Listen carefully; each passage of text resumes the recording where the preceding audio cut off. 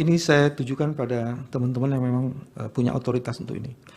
Gubernur Ali Mazi dan Gubernur Maluku Utara menolak melantik pejabat-pejabat yang diusulkan oleh pemerintah pusat. Dan penolakan itu didasarkan pada alasan bahwa mereka bukan calon-calon yang diusulkan oleh gubernur, terutama bupati. Dan ini juga terkonfirmasi oleh Komisi 2 yang melakukan kritik penunjukan PJ kepala daerah. Bahkan disebutkan dalam judulnya itu ada yang tunjukkan posisi politik. Saya tidak mau sebut itu transaksi politik.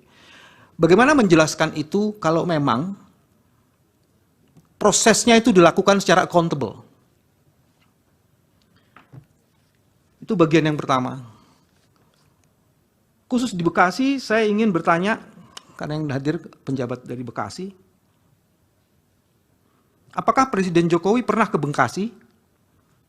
Dan apakah kepergian Presiden Jokowi ke Bekasi dalam rangka kunjungan kerja disertai juga bantuan sosial untuk membagi-bagi bansos?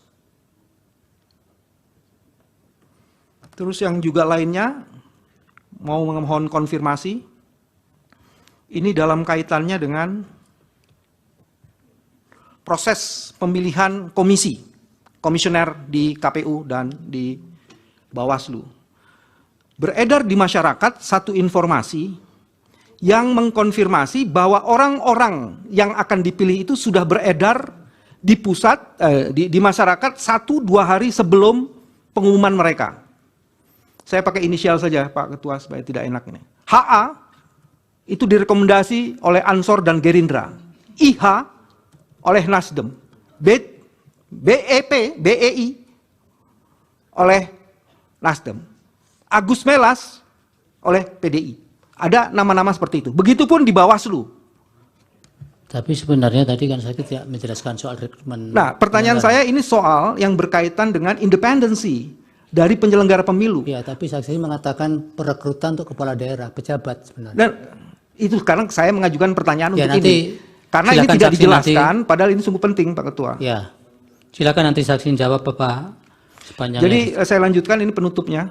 Silakan. Jadi ada berbagai informasi yang mengkonfirmasi bahwa orang-orang ini nama-namanya sudah beredar di luar sebelum dinyatakan oleh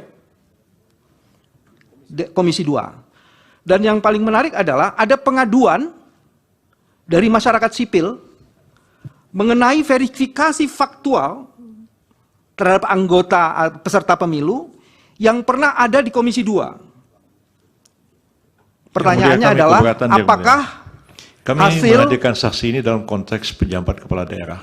Ya, tadi. Bukan kami ingin KPU. membuktikan Pak Ketua Tapi ada pelanggaran terhadap prinsip-prinsip penyelenggaraan pemilu. Sudah cukup. Saya dipotong tadi, kasih waktu saya 1 menit.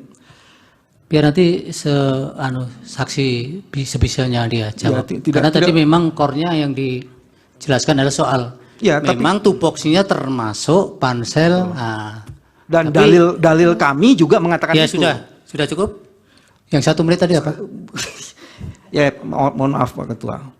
Jadi ada civil society yang menekuni soal pemilu bersih, pernah melaporkan kepada Komisi 2 adanya pelanggaran tahapan proses verifikasi faktual yang diduga dilakukan oleh komisioner-komisioner KPU terhadap anggota komisioner KPU di provinsi.